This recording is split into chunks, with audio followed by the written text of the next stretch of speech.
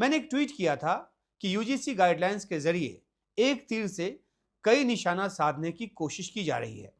कईयों ने जानना चाहा कि आखिर ऐसा मैंने क्यों लिखा, किस तरह से एक तीर से कई निशाने साधे जाने की कोशिश इसके जरिए की गई। कुछ को तो व्यक्तिगत तौर पर बता दिया, लेकिन अगर आपको सार्वजनिक तौर पर नहीं बताऊंगा तो ये अच्छा नहीं होगा, न्याय होगा। दरअसल यूजीसी गाइडलाइंस को लेकर एक तूफान सा मचा, लेकिन यह बड़ा तूफान बनता इससे पहले ही सुप्रीम कोर्ट ने इसे थाम लिया है। हालांकि इसके राजनीतिक पहलू पर विचार अभी भी पुराना नहीं पड़ा है, और क्योंकि सवर्णों के नाराज होने से बीजेपी को या फिर उत्तर प्रदेश की योगी सरकार को, योगी को नुकसान पहुंचने की जो बात है, इसकी चर्चा भी होती रही। तो इस मुद्दे पर बात करते हैं।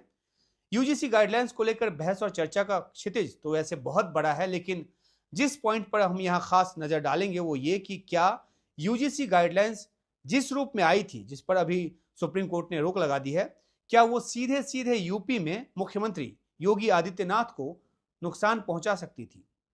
और अगर हां, तो क्या किसी ने जानबूझकर ऐसा किया था या ये अनजाने में हो गया? जब ये गाइडलाइंस बनाई गई तो क्या इसको लागू करने के बाद जो संभावित या आशंकित जो कोलैटरल डैमेज है उस पर कोई विमर्श नहीं किया गया, कोई विचार नहीं किया गया, या फिर विचार तो किया गया लेकिन कोई चिंता नहीं की गई कि नतीजा क्या होगा, किस तरह से नुकसान उठाना पड़ सकता है? तो जो चिंता अब सुप्रीम कोर्ट ने जताई है, बात उस पर भी, चर्चा उस पर भी। सवालात तो बहुत तरह के थे, बहुत तरह के हैं। एक एक करके आगे बढ़ने की कोशिश करते हैं। तो सबसे पहले पॉइंट के तौर पर हम ये जानने की कोशिश करेंगे, समझने की कोशिश करेंगे कि यूजीसी गाइडलाइंस आने के बाद जाहिर सी बात है कि सवर्ण जातियां यानी कि अगड़ी जातियां बहुत गुस्से में नजर आईं, और वो देखने को भी मिला।